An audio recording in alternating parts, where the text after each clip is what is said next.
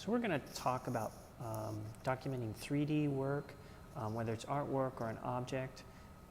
For still life, a lot of the same principles apply. So for smaller artworks, it's usually best to photograph it on a table backed up against a wall that has a backdrop paper draped from the wall and down over the table. So you can see what I've done kind of here is I have like a scoop essentially back. You can see, sorry, we've got this bat, we've got the paper.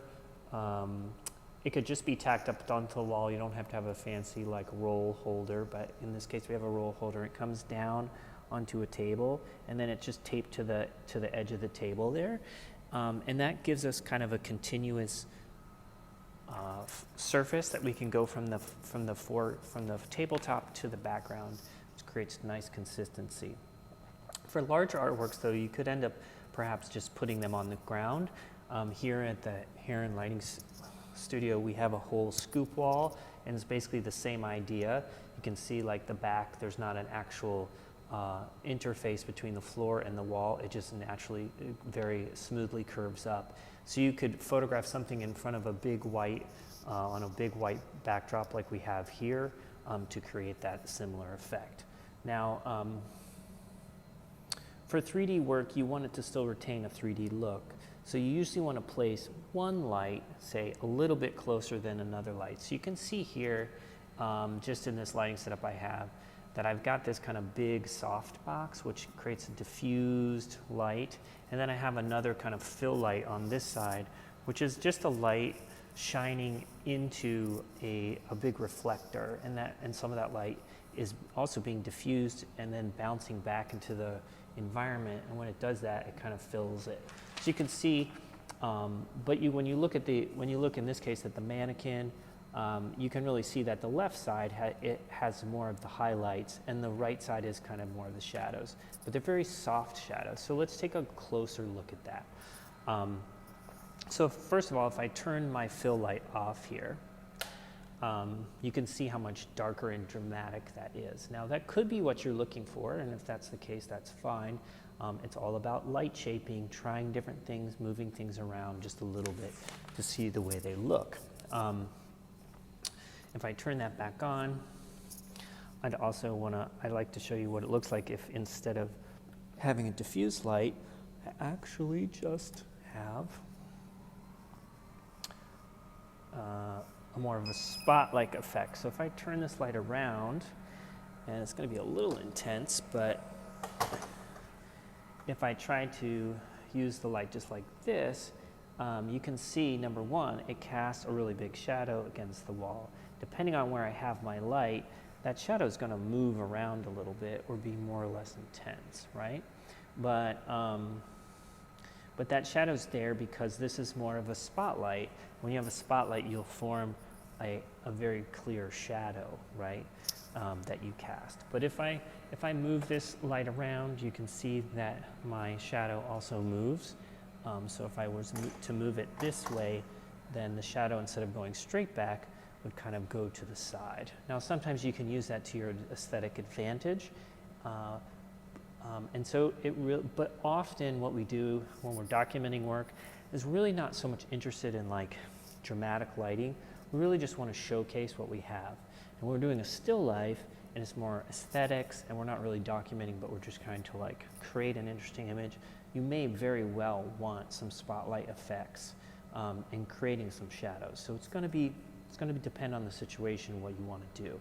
I just also want to show you like there's subtleties of things that happen. For example, like if we look at this little shadow that was created, depending on where I move this light, it can be a little bit more or less intense. And that's got to do with how concentrated my fill light is.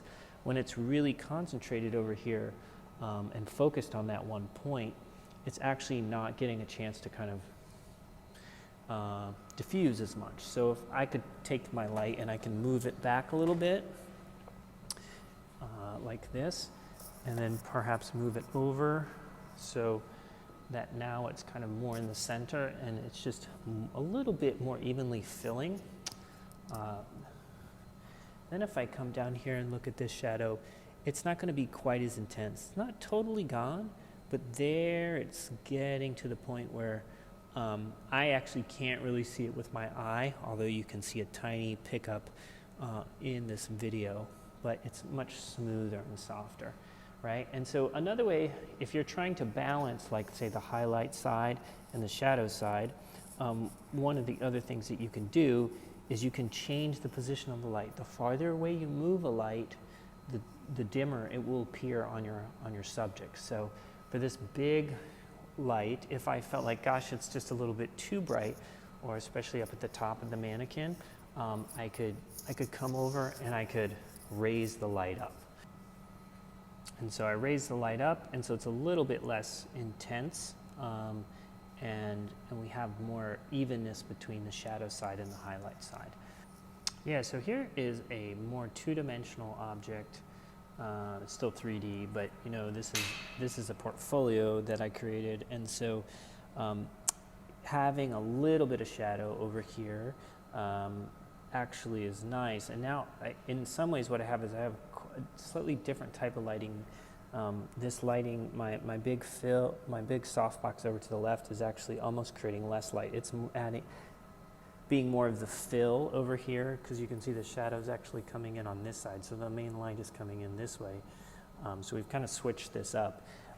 The other thing is, like when you have an object like this, the more overhead you can get the light. So if you can get the light instead of being from the sides like this, you can get it kind of to be more overhead.